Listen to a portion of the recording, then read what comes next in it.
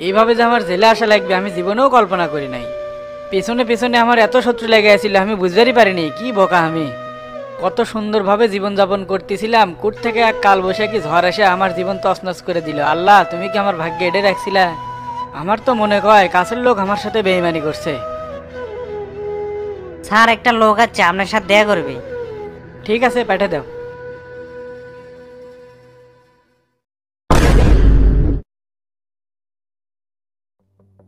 কি খবর ভাই, কেঙ্কা আছেন?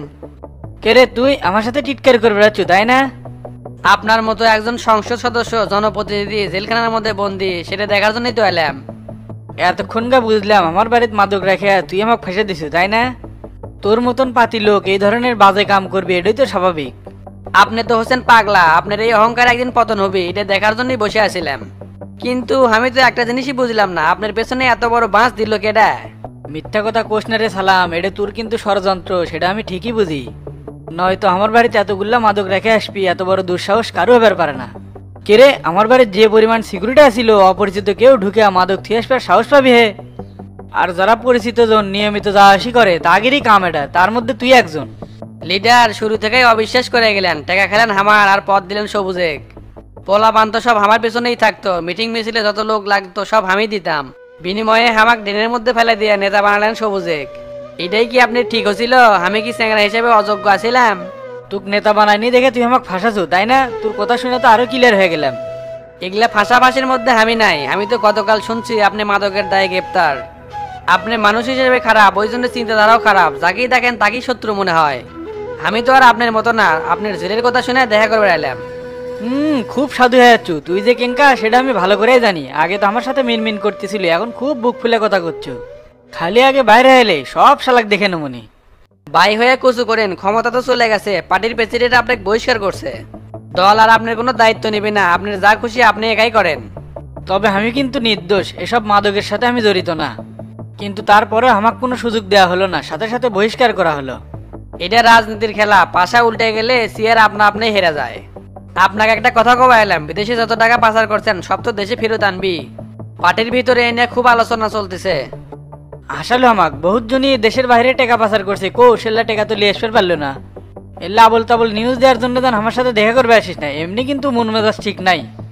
বিশ্বাস করলে করেন, না করলে না করেন, এত কথা আপনি কয়া পারবো না। লিডার, আপনার পতন দেখার ইচ্ছা ছিল, দেখে গেলাম, তে যাই তাহলে। শোন শোন, এর থেকে আগে বাইর হয়ে এলে, আমার তো পতন দেখলুই, তোর পতনের জন্য রেডি থাক। এখন থেকে ভালো মন্দ খায়ালিস আর বেশি বেশি ঘুম পাড়ালিস, তোর জম আসিচ্ছে। এলে ফাঁকা হুমকিতে লাভ নাই, ভেতরে আছেন ভালো আছেন, বাই হলেই কিন্তু খালাস হয়ে যাবেন। তোর মতো পাতি লোকের কাছে আমার এই কথা শোনা লাগলো, এটা তো মেনে নেওয়ার মতো না রে। পিছিয়ে আপনার কয়েকটা টাকা লাগিয়ে দিছি, বসে থেকে চা বিস্কুট খান, থাকেন তাহলে গেলাম।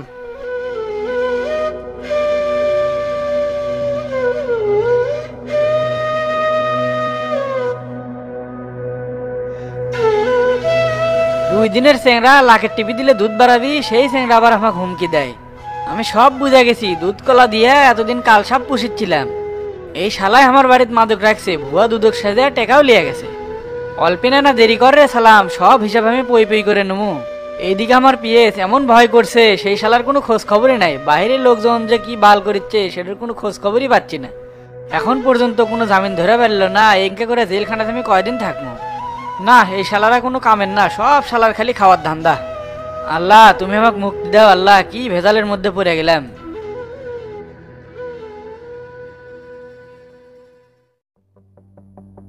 ওস্তাদ, ডেমাজানি থেকে শোলদিঘুরি পর্যন্ত লোক লাগিয়ে দিছি, তারা খুব দ্রুত কাজ করছে।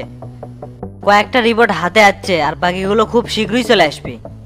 প্রত্যেকটা মেম্বারে যে টিবল দিলাম, সেটা কি সঠিকভাবে বন্টন করিচ্ছে? বন্টন আর কি করবি, খোঁজ লিয়ে যা জানলাম তা শুনে তো মাথাই ঘুরে গেছে। প্রত্যেক মেম্বার 25টা করে টিবল ভাগে বাসে, তার থেকে 10টা দেশে তার আত্মীয় স্বজনে, আর বাকি 15টা বেচছে।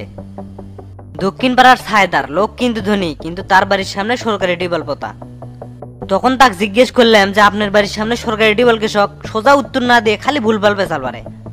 পরে খুঁজলে জানবে পেলাম 7 নম্বর ওয়ার্ডের সাইবুল মেম্বার থেকে গরু পানি খিলানোর জন্য ওটি পুঁতেলেছে। কোষ কিরে, সরকারি অনুদানের জিনিস এখন গরু ছাগলের জন্য ব্যবহার হচ্ছে?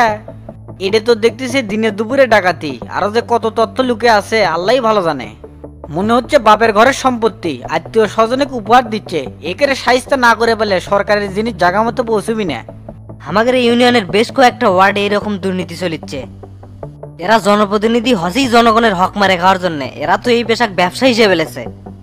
এরা ভোটের সময় লাখ লাখ টাকা খরচ করে আর প্রতিনিধি হওয়ার পর সেই টাকাগুলো সুদে আসলে তুলে নেয়। দেশটা চোর বাটপাত দিয়ে ভরে গেছে, সরকারের জিনিসপাতি গরিব মানুষকে না দিয়ে নিজেরাই ভোগ করিচ্ছে। আর প্রত্যেকটা ওয়ার্ডের রাস্তার কাম যে ভাগ করে দিছিলেন সেটার পুরুত্ব 3 ইঞ্চি দেওয়ার কথা, কিন্তু তারা 1.5 ইঞ্চি করে দিচ্ছে। আর রাস্তার কাম 2 নাম্বার ইটে দিয়ে করিচ্ছে, কিন্তু স্যাংশনে পাশ হয়েছিল 1 নাম্বার ইটে। তুই আজকে রাস্তার কাম বন্ধ করে দিব। আমি ঠিকাদার আর প্রত্যেকটা মেম্বার সাথে কথা না কওয়া পর্যন্ত রাস্তায় যেন একটা ইটে না পড়ে। আর বয়স্ক ভাতা কার্ডের খোঁজ লিছিল? খোঁজ লিছিলাম, এর মধ্যেও তো বহুত নয়েস হয়। প্রত্যেকটা কাট করে দেওয়ার জন্য গরিব অসহায় মানুষের থেকে টাকা লওয়া হচ্ছে, যেটা তাদের ফ্রি করে দেওয়ার কথা। মাথা তো গরম হয়ে গেল। এই সমাজ আমি কাগের লে পরিবর্তন করবে চাচ্ছি। এত সিটের বাটপাত থাকলে এলাকার যতই উন্নয়ন করি না কৃষক জাতির তো ভাগ্য বদল করা যাবে না। টেরা, হুকুম করেন ওস্তাদ।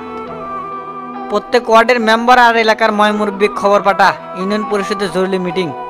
এলে বিষয়ে মিটিংয়ে আলোচনা করা লাগবে, না হলে বাপের সম্পত্তি মনে করে যার মনে তাই লুট করে খাচ্ছে।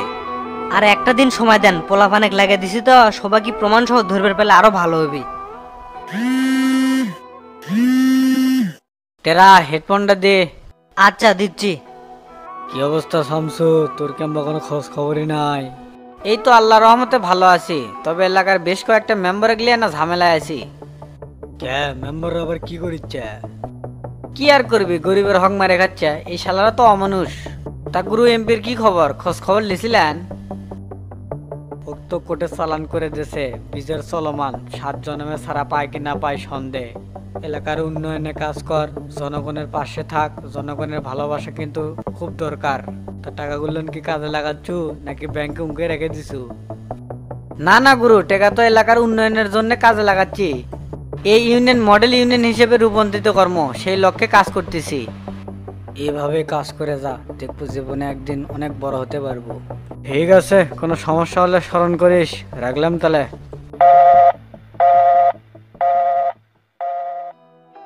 তা ওস্তাদ গুরু ফোন দে কি কয়? এলাকার উন্নয়নের খোঁজ খবর নিচ্ছে, কাজ কাম কি করিচ্ছি নাকি ফাঁকি দিচ্ছি। তাই লোক হিসেবে খুব সেন্সিটিভ, 2 নাম্বার কাজ কাম পছন্দ করে না। গুরু যে টেকা দিচ্ছে সব আমরুল ইউনিয়নের উন্নয়নের কাজে লাগামো, যাতে করে আমার ইউনিয়নের অসহায় দরিদ্র মানুষ স্বাভাবিকভাবে জীবনযাপন করতে পারে। তুই একটা কাজ করে কয়েকজন গরিবের লিস্ট তৈরি কর, তাদের একটা করে গরু আর একটা করে অটো ভ্যান কিনে দেবো। ঠিক আছে ওস্তাদ, কর্মনি। তার 3 নাম্বার অর্ডার খবর কি? তার যে কোনো নিউজ দিল না। ওটিকের রিপোর্ট এখনো পাইনি, পাইলেই দমনি। তা ওস্তাদ আগামী বুধবার মিটিং ফিক্সড করি আর সবাইকে ফোনে তা জেনে দেই। হ্যাঁ সেটাই করে।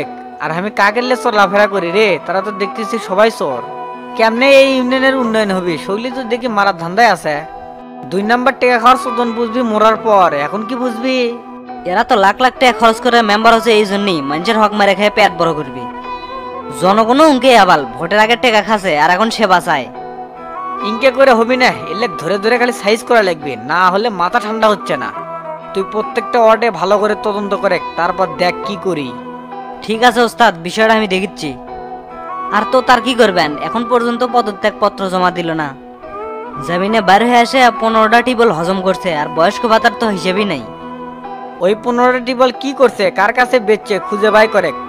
এদের যদি সঠিক প্রমাণ বাইর হয় এবার তো তার খবর আছে। সাধারণ জনগণের জিনিস ভোগ করার শাস্তি যে কত কঠিন সেটা এবার উইটের পাবি। ঠিক আছে, ওদের খোঁজ লাগাচ্ছি। আর এখন আমি গেলাম, দেখি চেংরা বাংলা কি খবর নিয়ে এলো। ঠিক আছে যা।